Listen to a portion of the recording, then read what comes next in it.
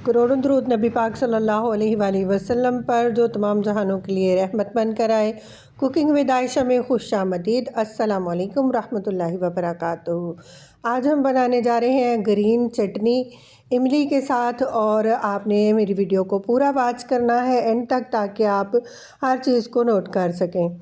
ये हमने ले लिया है धनिया, एक मुट्ठी भर धनिया लिया है, एक मुट्ठी भर पुदीना लिया है। अच्छी तरह से साफ़ करके पत्तियाँ हमने इसको अच्छा सा धो लिया है, 2 से 3 पानी। और कुछ लहसुन लिया है, हरी मिर्चें 4 से 5 ली हैं, एक अदर टमाटर लिया है। इन सारी चीज़ों को अच्छी तरह से वॉश करने के बाद ग्राइंडर के जग में शामिल कर देंगे।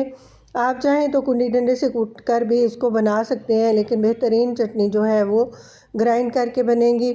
तो ग्राइंडर के जग में शामिल कर लिया है धनिया और पुदीना। जो हमारी मिर्चें हैं इनको मोटा मोटा सा कटिंग कर लेंगे, रफली कटिंग करेंगे मिर्चों की, और इसको शामिल कर देंगे साथ में।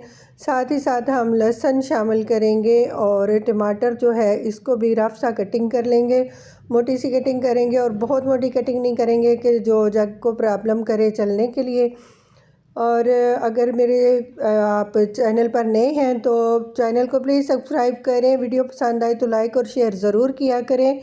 आप हमारे साथ जुड़े रहें अच्छी अच्छी वीडियोस देखने के लिए, लो बजट वीडियोस देखने के लिए और अच्छी अच्छी रेसिपीज़ के लिए। अब हमने शामिल कर दिए हैं इसके अंदर सारी चीज़ें। साथ ही साथ थोड़ा सा नमक शामिल कर देंगे, तकरीबन हाफ़ टी स्पून या 1 टीस्पून के बराबर। नमक हम बाद में चक्कर भी जो है पूरा कर सकते हैं, इसलिए पहले शुरू में कम ही डालेंगे। साथ के साथ शामिल कर देंगे थोड़ा सा सफ़ेद ज़ीरा, भुना हुआ साफ़ किया हुआ ज़ीरा है। ज़ीरा जब भी लें तो उसको साफ़ ज़रूर कर लिया करें, और इसको ड्राई रोस्ट करना है हल्का सा।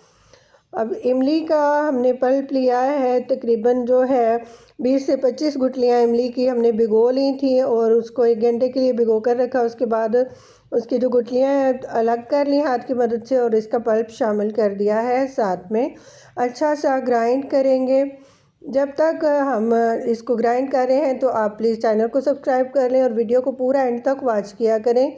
ये जो चटनी हम इमली के साथ बना रहे हैं, इसको आप ये सर्दियों में मैंने फ़िश फ्राई की थी, तो मैंने फ़िश के साथ ये चटनी बनाई थी। आप पकौड़े समोसे के साथ और फ़िश के साथ, आप चिकन ढाबू के साथ, पुलाव के साथ ये चटनी पेश कर सकते हैं। बहुत ही ज़बरदस्त। इवन कि आप जो है बाजरे की और मकई की रोटी के साथ भी ये चटनी जो है पेश कर सकते हैं।